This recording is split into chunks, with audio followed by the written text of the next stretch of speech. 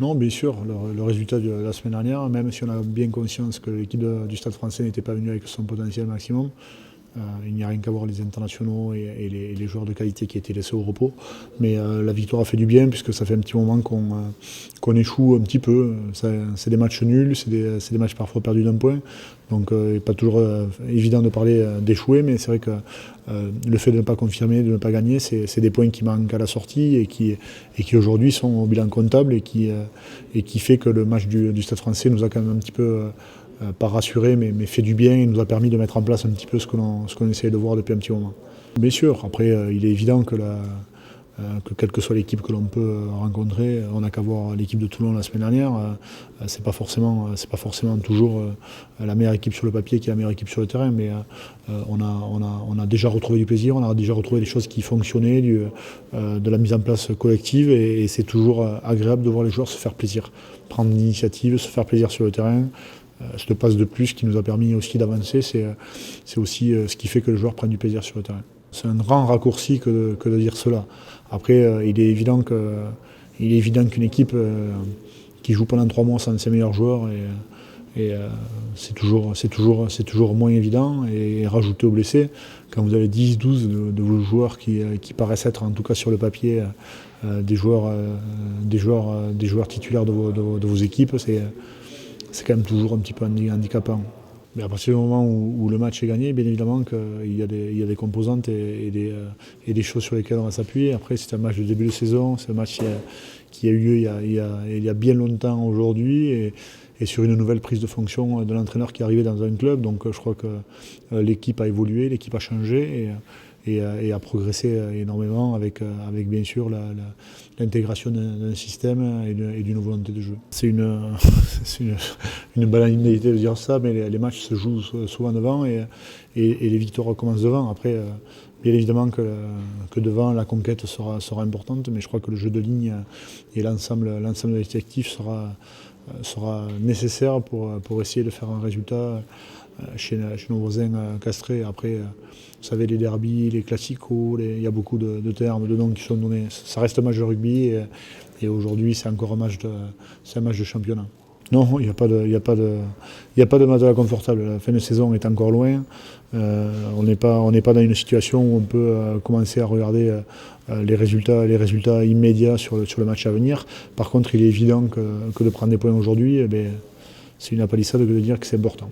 Bien évidemment, un match à domicile est toujours intéressant. Je crois que l'équipe du Stade Toulousain se comporte de manière générale, de manière très positive au stadium. Et ce serait extraordinaire pour nous de pouvoir aller chercher cette place-là. Et en tout cas, on va essayer de le faire. Le départ est acté pour la saison prochaine. Donc pour la saison à venir et celle qui est en cours, tout le monde est au même statut. Avec bien évidemment le retour de Cory à un de ses meilleurs niveaux. Et à partir du moment où les joueurs sont performants, franchement, il n'y a aucune question à se poser. Je crois que la réalité du terrain est la seule qui compte. Et aujourd'hui, Cory est performant et c'est toujours un plaisir pour nous d'avoir des joueurs performants sur le terrain.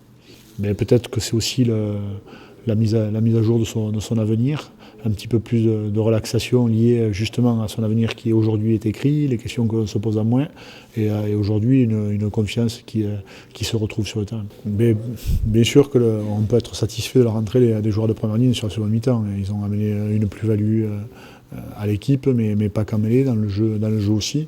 On est bien évidemment content de ce qu'ils sont capables de faire aujourd'hui. Après, je crois que c'est aussi une première ligne avec un fort potentiel, et je crois que le potentiel n'est pas atteint encore aujourd'hui.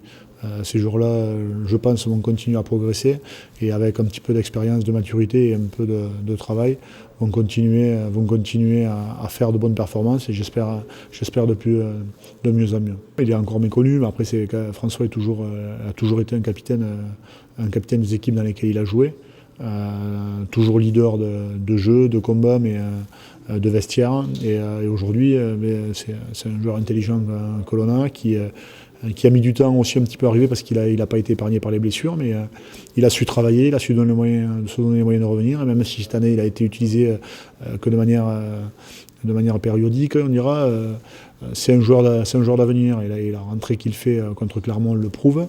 Il nous a un peu conforté dans sa position avec la rentrée qu'il a pu faire le week-end dernier contre le Stade Français. Et il est évident que François à ce niveau-là, c'est un joueur qui compte à l'effectif et qui postule pour la fin de saison.